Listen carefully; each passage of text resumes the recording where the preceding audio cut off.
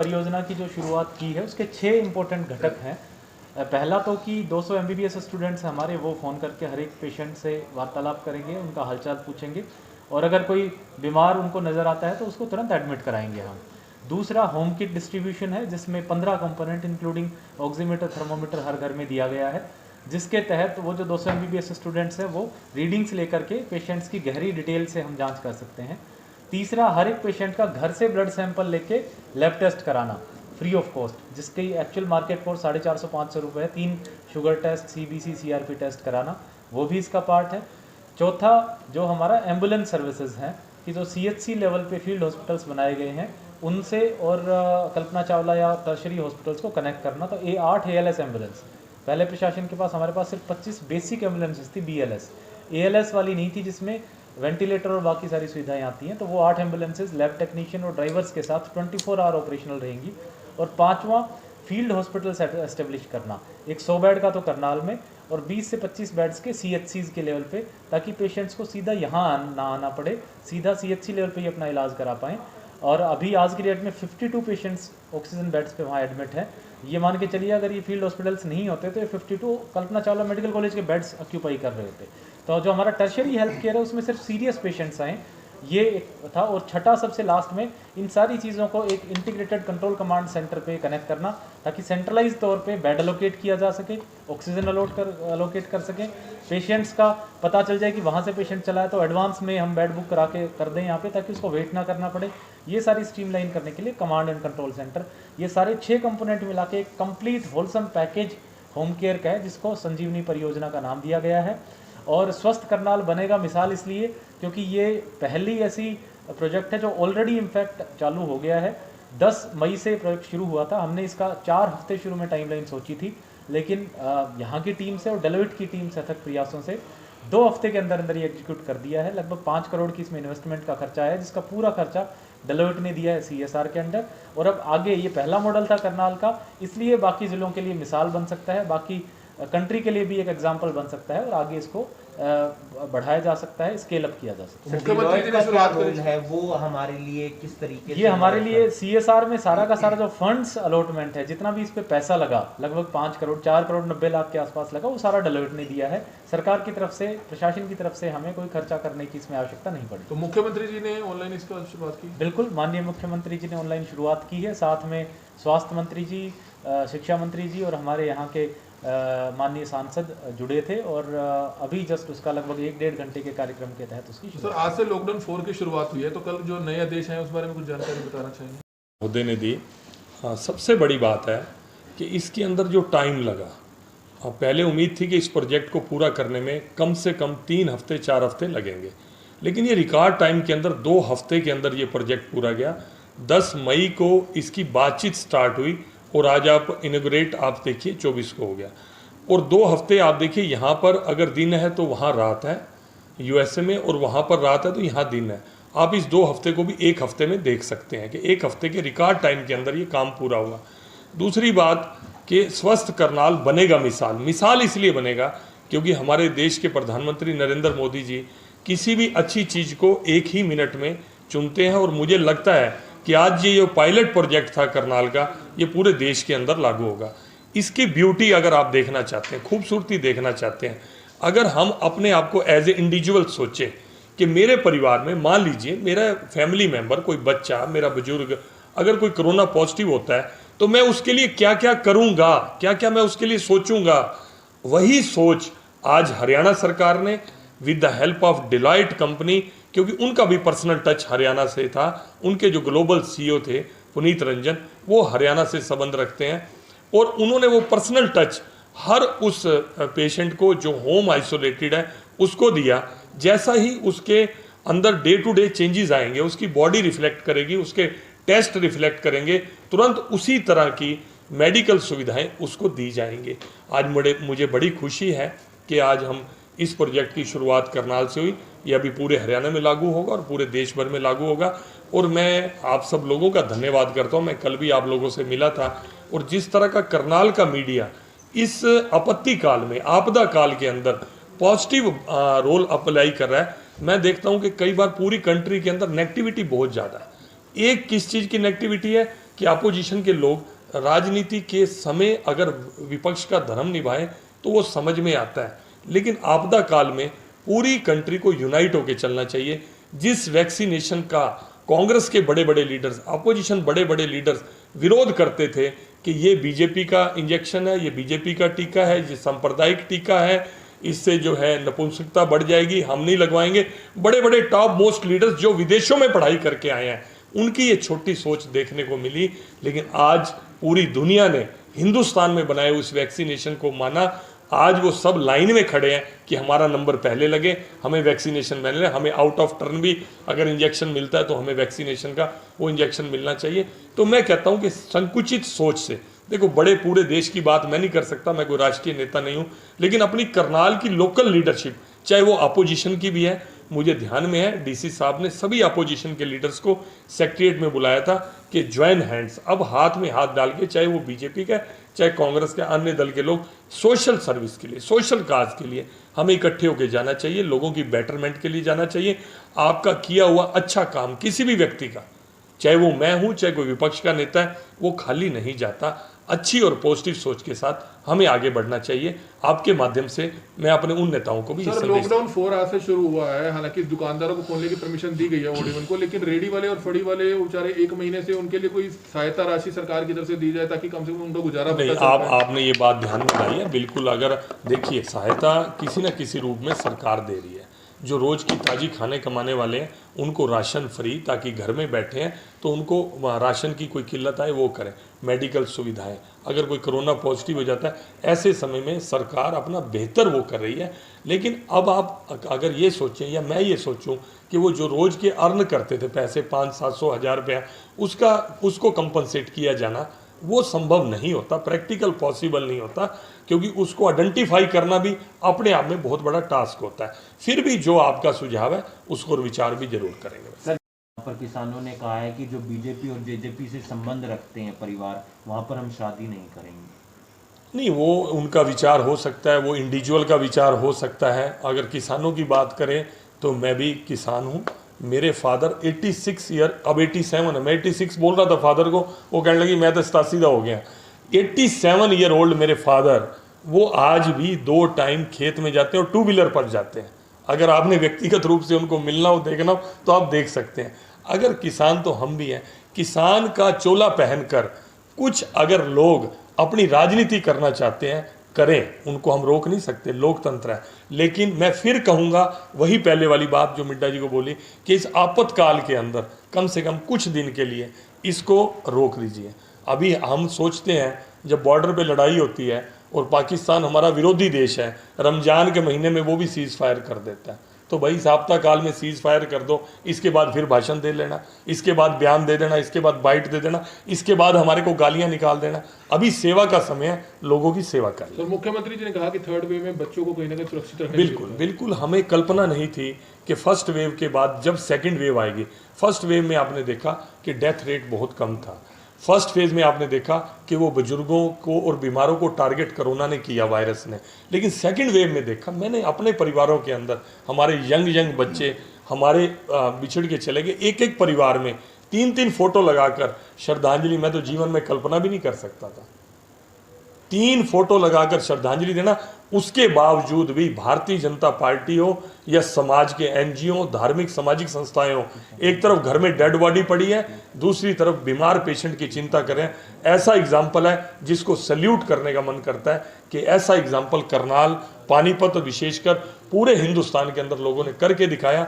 घर में dead body पड़ी हो और दूसरे पेशेंट की चिंता, दूसरे की अनजान की चिंता करने के लिए जा रहे हो। तो मैं चाहता हूं कि ऐसे लोगों को कम से कम, खास तौर पे राजनीतिक क्षेत्र के लोगों को जरूर प्रेरणा लेनी चाहिए कि कुछ समय दलगत राजनीति से ऊपर उठ जाए। 18 से जो 44 एज के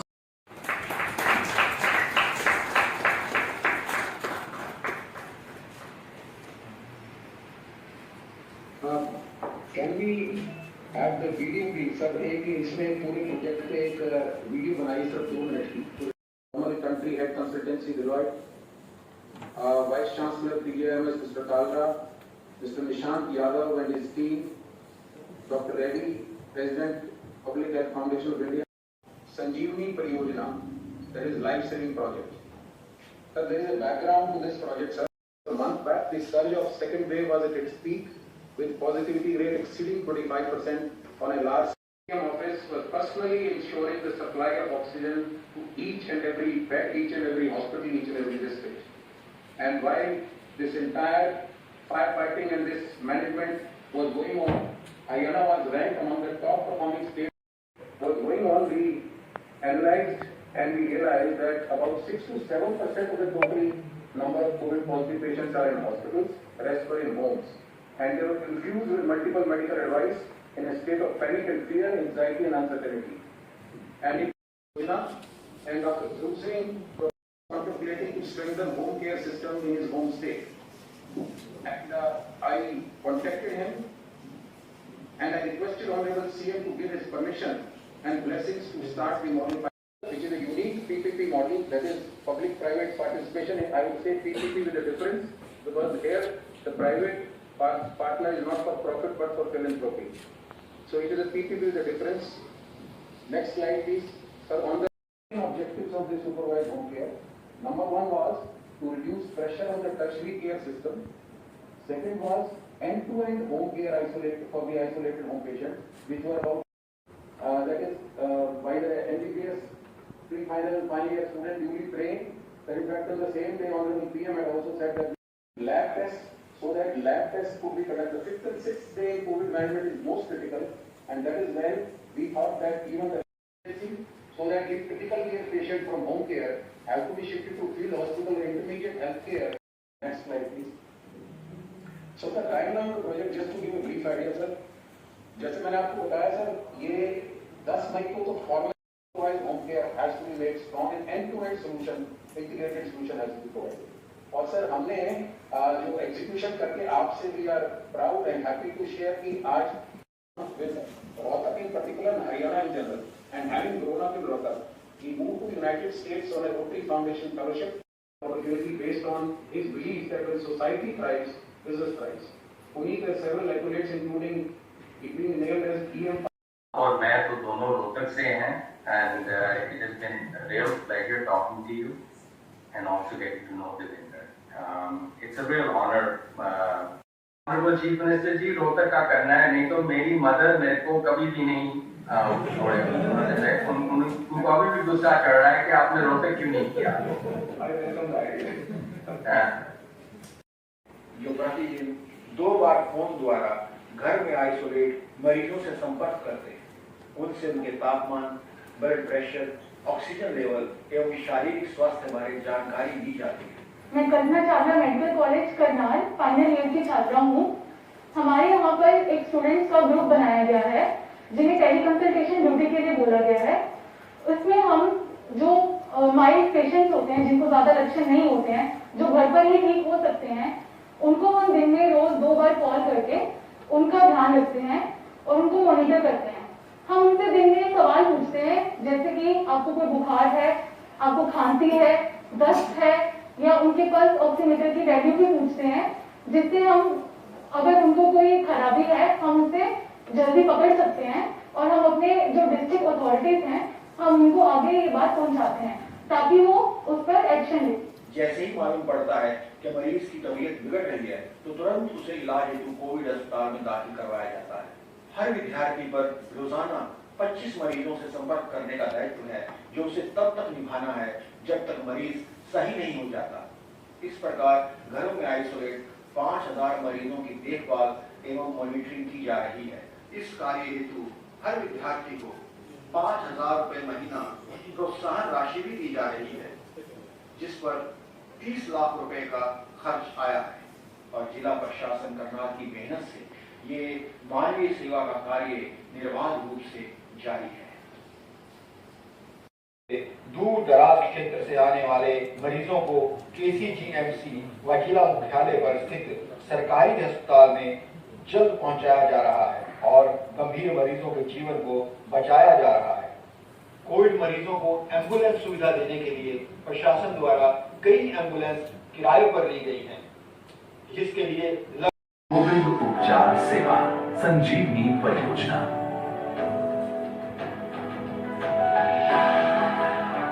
मात्र 3 हफ्तों में तैयार ये योजना बेहद यूनिक है।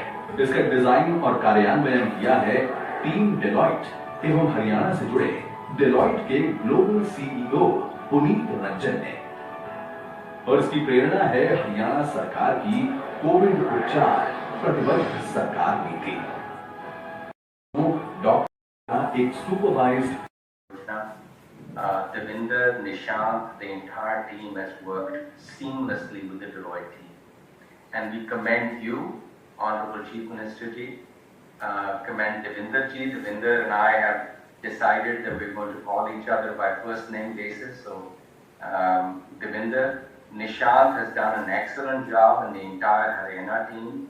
And in particular, Dr. Reddy, who has been a great mentor, and Dr. Chowdhury.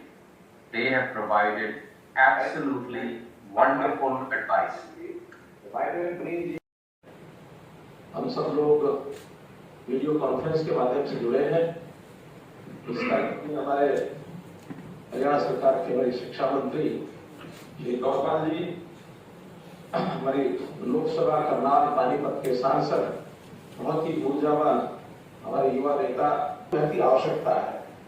कहते हैं कि आवश्यकता आविष्कार की जननी होती है। 2 वर्ष पहले कभी इस प्रकार की कोई आवश्यकता हमको महसूस ही नहीं हुई कि इस प्रकार के हमको from top to bottom integrated इस प्रकार का वन सोल्यूशन कार्यक्रम भी ऐसे हेल्थ के सिस्टम में हमें आवश्यकता पड़ सकती है। अगर 2 वर्ष पहले हमारा विचार होता था तो प्रायोरिटी का जो हमारा सेक्टर था उसको माना जाता था कि education is the most priority का जो सेक्टर है। लेकिन आज ये लगता है कि कहीं health care has become the most हमारा प्रायर सेक्टर। चाहे हम इससे पहले भी इसको कोई बहुत कम महत्व का क्षेत्र नहीं मानते थे, लेकिन जैसे देश और दुनिया, केवल हरियाणा ही नहीं, पूरा देश, पूरी दुनिया जिस प्रकार से किसी एक ऐसी बीमारी में से, महामारी में से गुजर रहा है, तो लगता है कहीं ना कहीं मानवता पर भी संकट है। तो मानवता के प्रति संकट जब दिखता है तो सबसे पहला काम होता है इस मानवता को बचाना। अगर हम सब सुरक्षित रहेंगे तो बाकी सारी चीजें भी हमारे काम आएंगी। तो इसलिए जो एक हमारा जो जनरेशन इस समय चल रहा है, इस जनरेशन को इस प्रकार की महामारी कभी देखी नहीं थी, सुनी थी हमने कभी, प्लेग की एक महामारी आज से 100 साल पहले इस देश में फैली थी, लेकिन केवल कहानियां देखी सुनी थी। आज प्रत्यक्ष देख रहे हैं कि ऐसे बड़े संकट को जब हमने झेला है तो जो हमारी वर्तमान में जितना इंफ्रास्ट्रक्चर हेल्थ का था वो देखा कि बहुत कम पड़ गया। पहली वेव ये आई थी पिछले वर्ष और वो ठीक मार्च में ही वो शुरू हुई थी, और इन मंथ ऑफ अक्टूबर नवंबर उसका जो पीक आया था, अगर मैं हरियाणा की बात करूं तो पीक भी शायद प्रतिदिन का मैक्सिमम 3100 कोविड पॉजिटिव और नंबर्स कोविड पॉजिटिव जो मरीज हैं वो हमको देखने को मिले थे। और कुल मिलाकर जो एक्टिव पेशेंट्स भी कितना रहे होंगे, 30-32 हजार, 22,000 पीक पर 22,000। तो हमारे राजीव अरोड़ा जी हैं ठीक कर रहा है इस बात को। और अब जो हमने देखा विद इन 2 मंथ्स, ठीक मार्च में ही फिर शुरू हुआ था, और in the month of May हम 10-11 मई को जब बैठे थे तो ये हमारा पीक पहुंच गया था 1,16,000 एक्टिव पेशेंट्स, और दिल्ली के जो हमारे पेशेंट्स हैं वो भी शायद 15,000 16,000 क्रॉस कर गए थे। तो जिसको कहना चाहिए 5 टाइम्स ये बड़ा एक इम्पैक्ट